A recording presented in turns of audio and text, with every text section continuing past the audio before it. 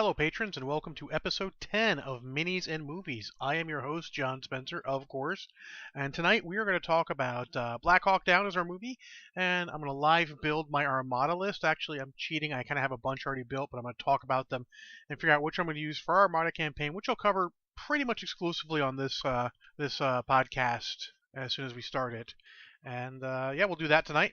And I'll brief little bit on Malifaux from a game I played that I did not get to recount anywhere else, so I figure here's a good spot for it.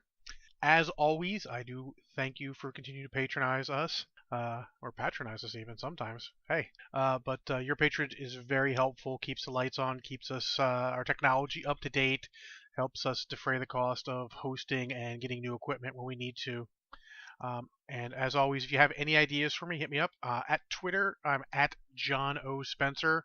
That's the best way to reach me, honestly. Facebook, John Oakland Spencer. That's the second best way to reach me. Or John Oakland Spencer at yahoo.com is an email address I have. I have multiple because I am a geek and we have multiple email addresses. But without further ado, let's get into it.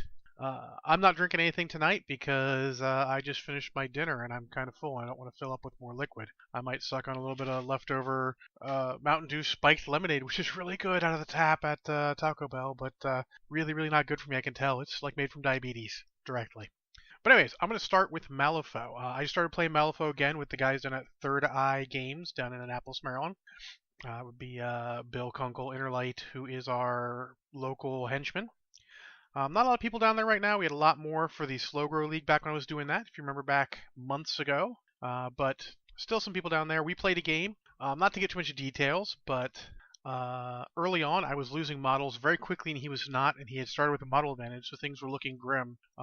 I griped a little bit about it, as you do, but I stayed with it and played and continued to keep my eye on the prize. And as would have it, towards the end of the game, he could have backed off and gone just for the draw, but he did not, like a good sport does when we're having a fun game.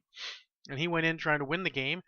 He failed to kill my master, and honestly, he really didn't have a chance at that point to kill my master, so I ended up killing the model I needed to and won the game by 1 point. The point I want to get to is, even when a game's not going your way, there are two choices. You either re-rack and play again if it's early enough, or soldier on, see what your stuff does, and see if you can pull it out, or even see if you can accomplish some goals, see what you could do. Honestly, tournament format is not the best way to do everything, and people are like, oh, I'm not going to win, who cares? It can still be a fun game. You can see if things are balanced or not, because it may be CID for War Machine or Hordes, and maybe some other format where you can actually affect what models are used, or even help the person go, okay, this is really good, this does what you want it to do, you can take this to the next level you need to. So always keep that in mind, keep your head in the game, try and play until it's absolutely a foregone conclusion. If there's a point where you both like, this is done, there's nothing to be gained from any further, then at that point you stop and go on to the next thing. So, little topic there. Now, let us talk about Star Wars Armada, and let me bring up the website. That is, you want to look for Armada Warlords on Google. The website's actually armadawarlords.hivelabs.solutions. It's a very good website. You can log in and save your lists. It has just about everything up to date. The most recent releases are not fully up to date on it, but they're close. As soon as the cards are spoiled and someone gets them a good screen capture, or he gets a good screen capture of them or scan of them, he puts that stuff directly on his website so he can so you can build lists for it. It's a great list builder. Now, I talked about last time how the difference between a campaign and playing normally is where you have all these upgrades you just can't take. You have very few upgrades you can take. So that really changes the way you build lists. A lot of things I would do and I've tested, I don't do. Instead, I try and make new stuff. I'm going to try and play some stuff that I haven't played before. It should be interesting. Yeah, so we'll see what we get there. Alright, so let's take a look here. I've got a bunch of lists already made. I'm going to go over a couple of them, bounce the idea around. Now, the basic concept is I want to make sure my fighter support is minimal points or just designated to absolutely devastate fighters. And I have a couple builds I've been using for that. There's a couple different ways to do it, and I'm not sure which one I want to use. I got a bunch of campaign versions here using various combinations of fighters. The basic idea is I like to use headhunters to keep their fighters pinned in place. because they are super duper cheap, and if they die, I don't really care. And then I fly in Corran Horn, who is in an E-Wing with Snipe 4 and Rogue, so he can move and fire in the same turn. And then I use Hera in the Ghost to escort 2 other E-Wings. As funny as that little statement is, escorting E-Wings. And they have Snipe 3, and she gives them Rogue so that they can all just go in and just crush the shit out of some fighters and kill them dead. So that's a common thing. I've got a lot of little lists that are just, sort of bare bones ships with that, but that's not really fun. So I got a couple other ones. I got a couple spam lists, and another one that I call jank. We'll see what these are. Now the hardest thing is deciding what your commander is going to be, your fleet commander. Mine are either Garmbel Iblis, who is from the Heir to the Empire novels. He was a senator, went into exile, and eventually came out and helped the Republic.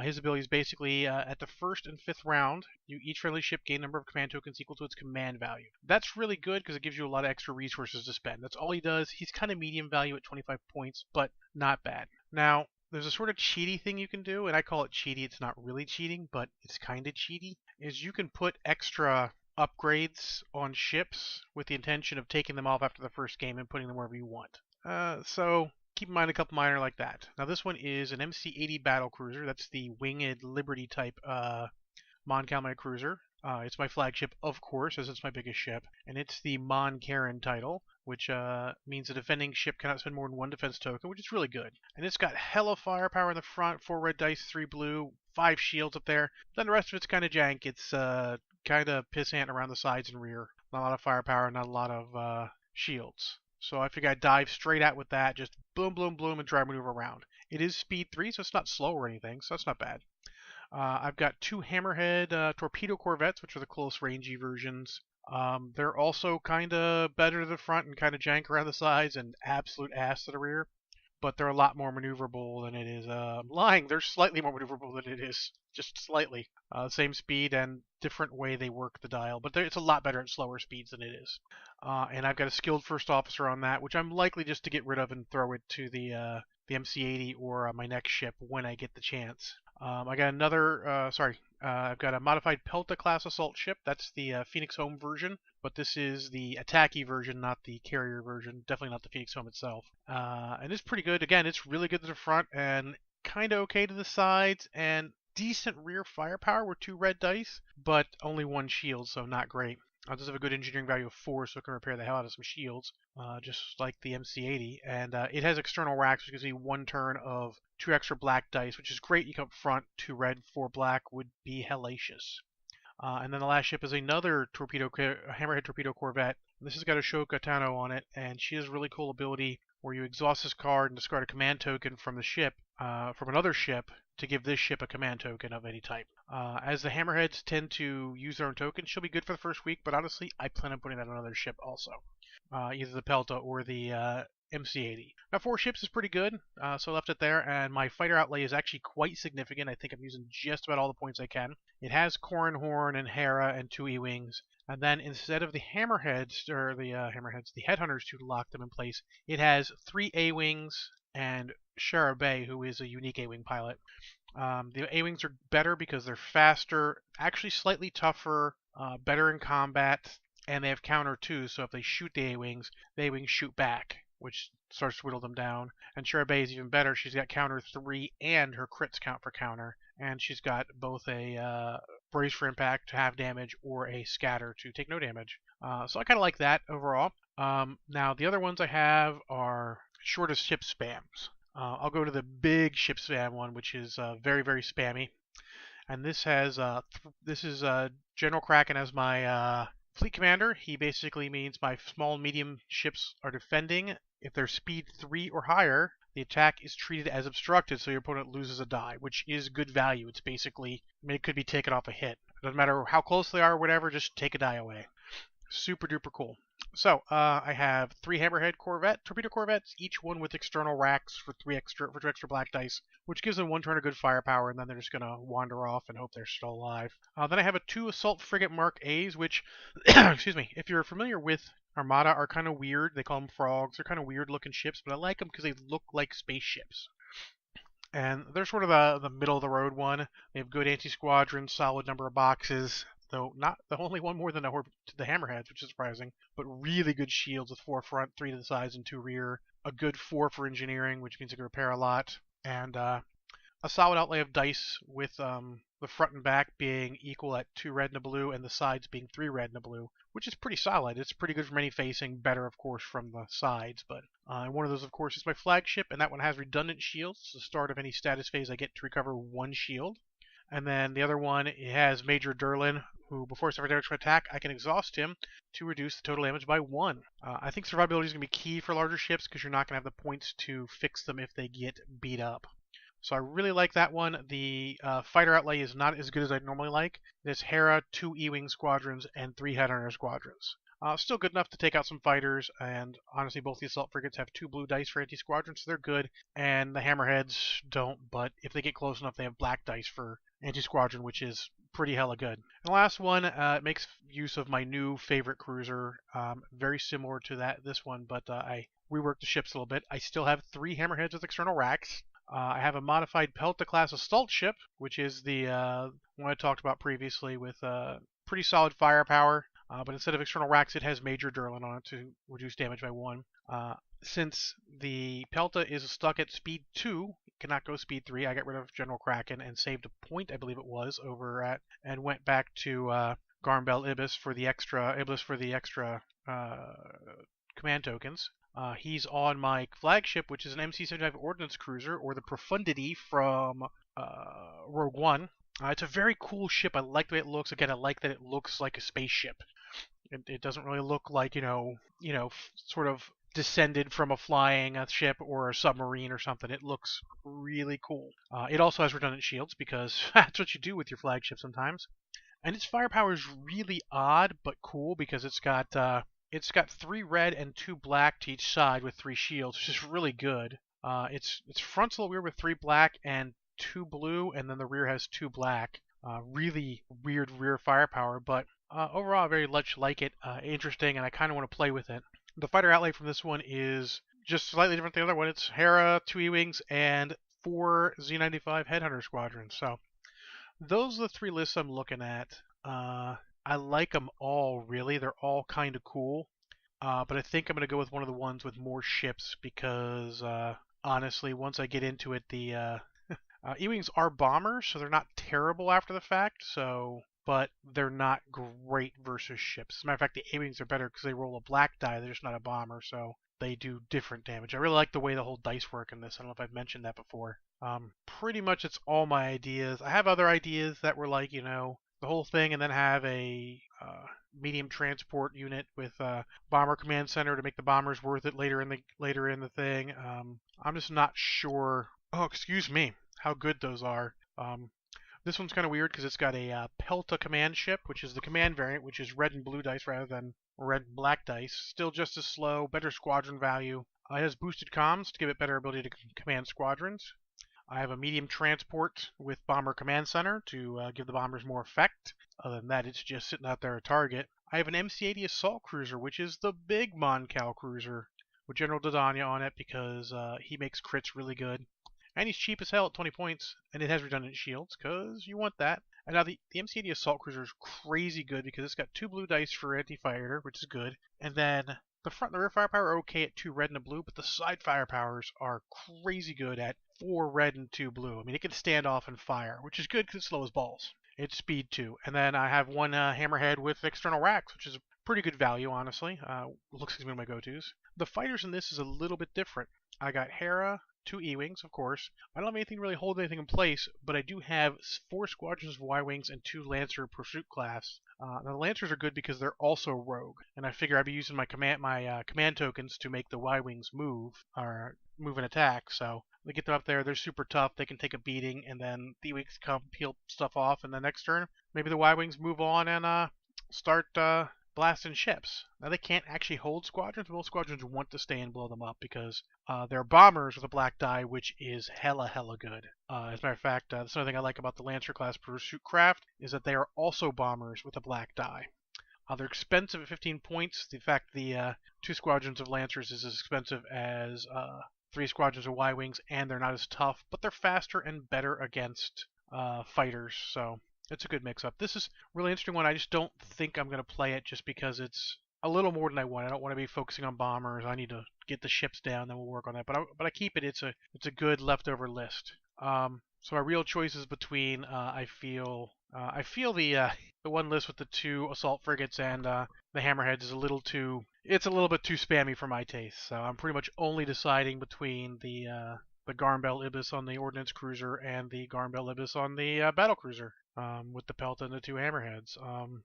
I think I'm going to go with the 5-ship version, and I'm going to rock the Profundity, the MCA-75, Garnbell Ibis, Pelta, and then the 3 hammerheads. I think that's going to be fun. A good mix. It's got a decent amount of squadrons, not too many. And as points go up, we can add more. I even have a point left, so at some point, no pun intended, I will get to add more stuff. So that's it. Just to reiterate, it's an MC-75 Ordnance Cruiser with Garnbell Iblis, redundant shields. Then I have a modified Pelta-class assault ship with Major Durlin on it. And then I have 3 Hammerhead torpedo corvettes with external racks for more torpedoes, because that's what you do. My squadrons are Harrisindola on the Ghost, 2 E-Wing squadrons to hang out with her and be all rogue and killing fighters, and then 4 Headhunter squadrons to go basically run out and interdict fighters. Get in the way, keep them from swarming me. Maybe if they kill some, even better. I could probably spend some time. The Ordnance Cruiser could probably spend some time to do squadron command, send them flying. And honestly, a squadron command on the Pelta would be just as good as using a squadron token on the Pelta would be just as good as using the command, because whenever you use the command, you activate a number of squadrons equal to your squadron value. But if you use a token, you only activate 1, and its squadron value is 1. As a matter of fact, aside from the command ship, the Ordnance Cruiser, they're all 1. So we'll see. We're going to call that my list. There you go. Not quite live building it, but probably a little more interesting to hear me talk about my thoughts in there. Because honestly, it's easy to build lists with this Armada Warlords website. You just poke around and hit buttons, take this out, add this in. I've got about 16 lists saved. Probably only about 14 active one, because 2 of them are my first and second try that I keep in there just for shits and giggles. Some very interesting ideas in there, and I hope to try eventually if we get to play it enough. So, Ron. All right, so next in our movie section, we're going to talk about Black Hawk Down. Now, I'm going to go into my little spiel here beforehand. I have not watched it recently yet, but we'll get some of the details out of the way, then we'll pause and we'll go watch it. Now, I've read the book Black Hawk Down, and Black Hawk Down is a very good book. It was absolutely riveting from beginning to end. It's Mark Bowden, who's the author, did a great job of taking a novel, a news story, and turning it into an actual, what felt like a novel, felt like fiction, but it was actually real. This whole thing, both of them recount the events of the 1993 raid in Mogadishu by the U.S. military, trying to capture a leader there who was involved in bad stuff. It's a really complicated situation I don't want to get into. It definitely set the stage for what happened later in warfare. Military tactics, military ideas, and also what other countries would do to us when we come in. It has a really good cast for the movie, with Josh Hartnett, Ewan McGregor, Eric Bana, Tom Sizemore, William Fichtner, Jason Isaacs, Tom Hardy, and Sam Shepard. It also has Orlando Bloom for about 12 seconds, which is not important. Plus, the guy who played Reed Richards in the first 2 Fantastic Four movies is in there. I forget his name off the top of my head because it's somewhat weird. I really enjoy the crap out of this movie. I feel like it runs a good gambit between serious horror movie and actioning it up for crowds, because you need to. You're making a movie, it needs to be interesting.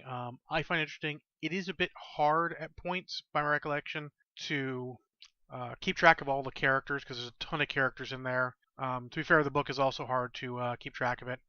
But I really love this movie. I usually watch it on DVD. I've got the extra version with the PBS, or I think it was PBS special on it. But instead, I'm going to watch it on Amazon because I'm sitting in my office. I'm going to grab something to drink and pause this and watch it. Now, it is 144 minutes, so it is going to take me quite some time to get there and going to eat up the rest of my night. But hey, that's what I do for you guys. So I'm going to pause now, and I'll come back with some thoughts, fresh thoughts and reviews of it soon. Alright, I figured I'd take this quick break to give an update. Better to give my thoughts on the movie. I'm about 35 minutes in. All the setup is done. They're about to start the actual operation, and I really like the quick intros of the characters on whatever viewing this is. I can kind of tell what they're setting up with which character. I mean, some of it's all telegraphed. It makes some of them a bit caricatures, but not overly so. So pretty good. Uh, Soundtrack's interesting. The whole thing is interesting from the quasi realism of it. Very enjoyable. The main characters all get some chance to get some ideas of their personality. So far, I'm liking it. This is a slow part. It's like a slow build. Just a little bit of tension, and then it's going to go right into the assault, and that'll be pretty much non-stop action with a couple small breaks for almost the remainder of the hour and 49 running time. Hour 49 of the running time. So that should be interesting. So I'm gonna pause this again and hit you guys up, maybe at a good lull point, knowing the movie about the time when they settle down for the night and there's not a lot of shooting. I'll recap there and I'll give you my thoughts on the I guess second third of the movie. So about 55 minutes left. The main beginning action is all done. Kind of Act 1 is done. It's really weird because this doesn't really have a 3-act structure, if you will, unless you count the whole lead up to the event being the first act, then the whole event being the second act, and then the end of the movie the third act. So kind of at the end of the second act, about 55 minutes still to go. I'll be getting into this a little late. Hobby streaks can be difficult today, but no worries. I really like how it doesn't really glorify the violence. I mean, people are getting bloody, killed. There's no. They have a couple guys who are like, there's a guy who is the bad guy because you need to have a movie, but it's not ever stated that these guys are evil. They're just the enemy. I like that. I don't want to say they're faceless enemy, but it's sort of like they're the enemy because they have different goals. They're not malicious. They're shooting because we're in their area, because they're in their home and fighting them. That whole conflict was very complicated. As I stated, I have the DVD with the PBS, I think it is, or something special, and it was very good. It explains between that and the book. It explains a lot more in depth into it. I really can't highly recommend the book enough. I mean, it really goes in deep. I saw this movie, really liked it, and bought the book and really enjoyed that. Learned to a couple of people. But I like all the actors in this. They all do a good job. There is conflict within the protagonist without it being too bad. There's a young Tom Hardy doing his part in it with an understandable voice for once, which is amazing. Like I said, it doesn't really glorify the violence. It's not like, guys going out killing all the bad guys. Yeah, I kill all the bad guys. No, it's just guys going out there and doing their duty and what they're doing the military to do to cover their to cover their friends and get everyone out alive. People going back out. It hits all the right notes. It's terrifying violence-wise at points, but also uplifting, and the guys being courageous and sacrificing themselves for others, and all that. You got the two Delta snipers, Shugart and Gordon, who went down and protect the second Black Hawk that went down. Not knowing if they were survivors, they chose to go down and secure the crash site, knowing that there's a damn good chance that they would die. And I respect that greatly because it's a courageous thing to do. They both, if I remember correctly, got the Medal of Honor for that. But yeah, but good action, but not overly Hollywood action. It's chaotic without being distracting or hard to follow. You can tell what's going on, but it is still chaotic. A lot of moving parts, but not too bad.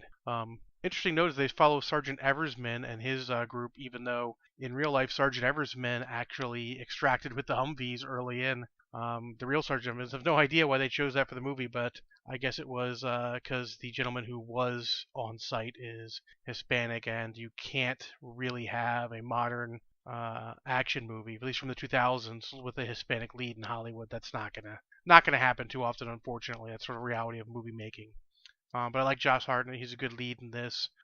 Everyone in it does a really good, really got solid performance. A couple of the extras are kind of mediocre, but no one's really bad at all. So about to go get some more drink and go into the last bit of it, and I'll catch you guys all at the end. So there we go, end of the movie. Another big action scene. Feels some interesting statements. Gets a little deep at the end, trying to add some meaning to the whole thing. But there's something there if you want to take something from it. If not, it's still a very good movie. I hesitate to say it's enjoyable. It's not a fun movie, but it is a good movie, a good watch. I couldn't watch it frequently because it is a bit sad at points, but it is one of my favorite war movies. In fact, it may be my actual favorite war movie with only the series Band of Brothers being a little bit better, but Band of Brothers is probably the pinnacle of those types of features. So I enjoy the heck out of it. Very good cast. Like watching. As I said, I own it. Special edition on DVD. I would buy the Blu-ray if they came out with the Blu-ray version with the extended. Apparently, there's an extended cut with 8 more minutes. May not seem like much, but I would consider it if it came out. But there we go. Enjoyable movie. Like the cast. I like how it portrays war. Never glorified. Always terrible outcomes. Terrible things happening. And so that's it for that movie. I give it 0 shots of Kraken. As I said, it is one of my favorite war movies, and I enjoy the crap out of it. I suggest checking it out. It's on Amazon Prime for free, as is most things I'm watching right now. My Netflix time is taken up finishing up Altered Carbon. As soon as that's done, I will consider going and doing more movies, switching back to Netflix occasionally and watching some movies there. Now, next movie I am perusing right now. Now, obviously, if you guys ever have an idea for a movie you guys want me to watch, hit me up at John O. Spencer on Twitter, John Oakland Spencer on Facebook, or John Oakland Spencer at yahoo.com. There's a couple things here that pique my interest. Lots of very amazing movies and some not so amazing. You know what? I'm going the other direction. This is a bit heavy. I want to watch something different. I'm going to put this on my watch list. Mortal Kombat next week, gentlemen and ladies, if there's any ladies out there. Mortal Kombat, can watch that, review that. That's not a terribly serious movie. Maybe one of the best video game to movie adaptations out there. So look for that next time. And then as for my miniature part, I guess it's not next week, it's 2 weeks. Not really sure. We're starting March 3rd, so won't be able to get the Armada for that. So I'll hit up some Infinity or Malifaux to plan that again and talk about one of those two for the miniatures part. And then, as I said, Mortal Kombat for free on Amazon Prime. Check it out. Thank you all for listening. I hope you enjoy it. Feel free to send me any comments. If you'd like me stopping it a couple times in a movie, especially one that long, to throw ideas out there and concepts, or if you guys prefer me to watch it then come back and review it later, or if you like the one last week where it was, or last time where it was, I watched the entire movie and then went and did a whole review at once. So let me know what you think. Thanks for listening, and I will catch you all next time.